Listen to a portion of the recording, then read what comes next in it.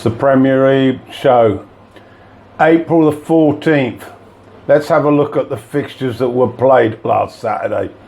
And we're going to start at St Mary's with Chelsea in town.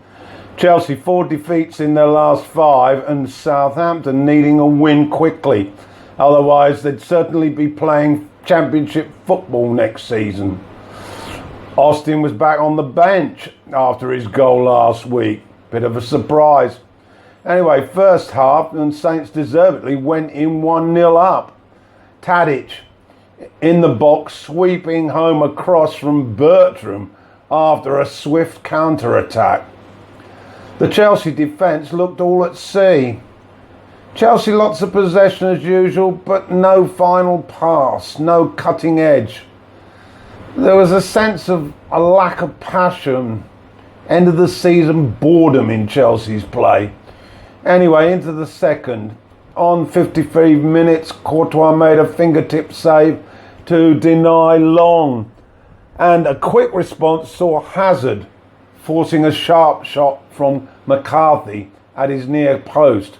William then tested the keeper again a minute later.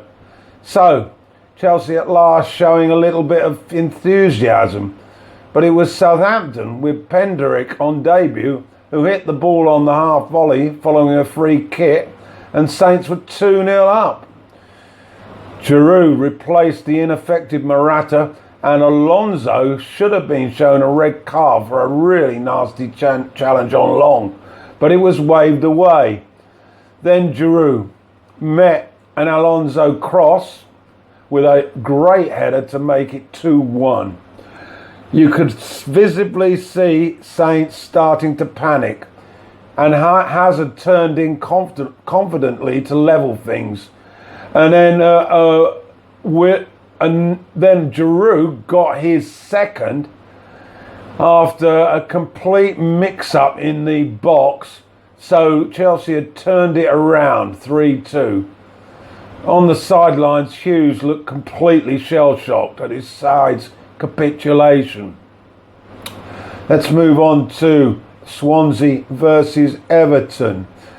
Well matched first half, and Swansea can feel aggrieved to have been one behind at the break as Norton inadvertently hit the ball into his own net following Fabianski's save rebounded off him.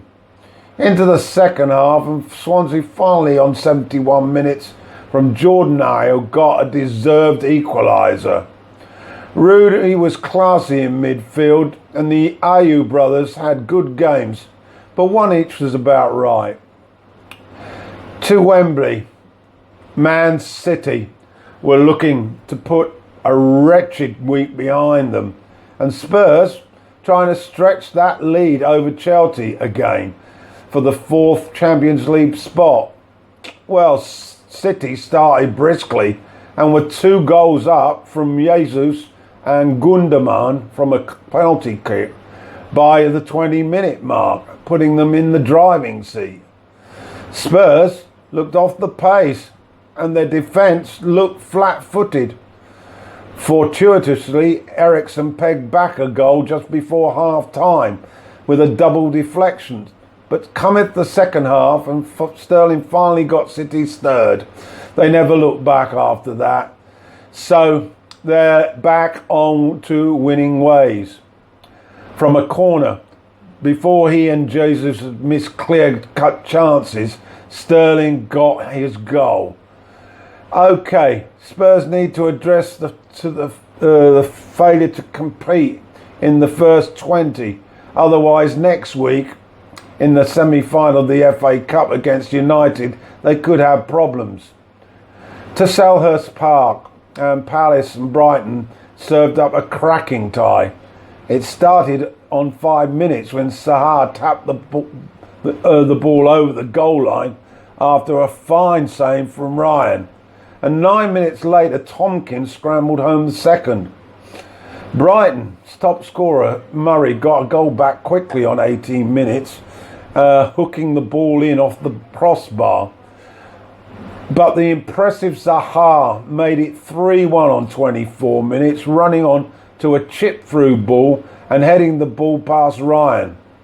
The thrilling first half continued when Izaredi ran through into the area and swept the ball in via the near post with venom. So it was 3-2 at half time. The second half, well, it had its moments. Murray had a couple of chances. Tennessee made a couple of good saves too, but Murray missed a sitter 3 minutes from time. Hodgson happy at full time. Palace almost safe now. A noisy, raucous John Smith Stadium contributed to Huddersfield's drive and determination, which paid dividend with a added time winner by Tom Ince. This brought crazy scenes at the stadium. You would have thought that Huddersfield had won the title, but I think they know that that win could retain their Premiership status. So, let's move on to Anfield now. And Klopp rested a few, but the big three all provided the goals as they cantered to a 3-0 win. It was Salah's 40th of the season.